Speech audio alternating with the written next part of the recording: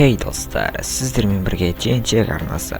Бүгін біз сіздерге өзге планеталықтар бар ма, олар болса қайда, біздің жерге қонғандығы рас па, осы жөніндегі сұрақтарға жауап беретін боламыз.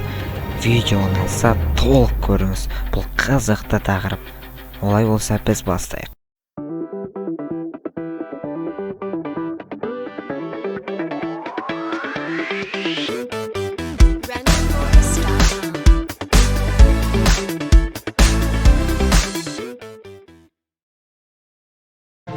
Адам баласы зерттеп деген әлі де ашылмаған талай сыр бар. Беймәлім ұшатын табақша туралы қоғамның пікірі сан түрлі.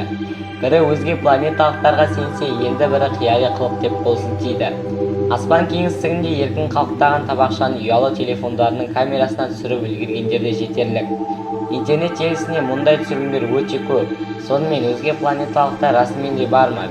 Жоқ әлде жерді зерттеп жүрген жат планеталықтар ма? Беймәлім ұшатын табақшаны зерттеушілерді уфологтар деп атайды. Бірақ олар осы уақытқа дейін қолға ұстатқандай сенімді нақты айғақ келтіре алмаған. Дегенмен беймәлім ұшатын табақша жат планеталықтар деген тоқтамға келген. Бейресми деректер бойынша адам баласынан ұшатын табақша күн батқан сәтте аспан кеңістігінен бір нүктелі және көп нүктелі жарық болып 1940 жылы көрінген. Мұрағаттан табылған тарихи құжаттар бойынша неміс армиясы 1940 жылы жерден сөлкенеп елдерінің корабліне атып түсірген. Сөйтіп құлаған ұшатын табақшаның қыр-сырын меңгерген соң өздері де соған қарап дәл құрастыра бастаған. Әлемге аты әйгілі өзге де ғарышкерлер ұшатын табақшаны көрген. КСРО-ның 2 мәрте батыры Владимир Коваленко Салют станциясында жұмыс істеп жүрген кезінде иллюминатордан орбитаны айналып ұшқан белгісіз объектіні байқағанын айтады. Тағы бір қызық ақпарат.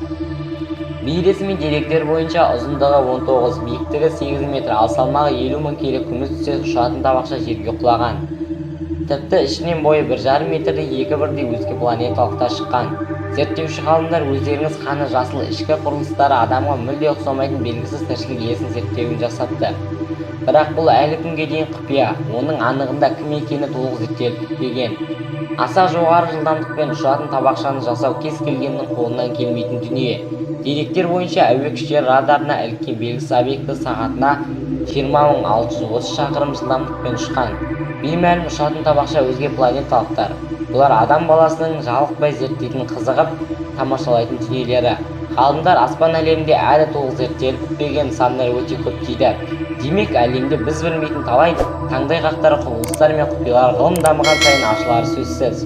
Адам баласы бұрын соңды білмеген таң ғажайыптармен алдағы уақытта ұшырасатыны анық.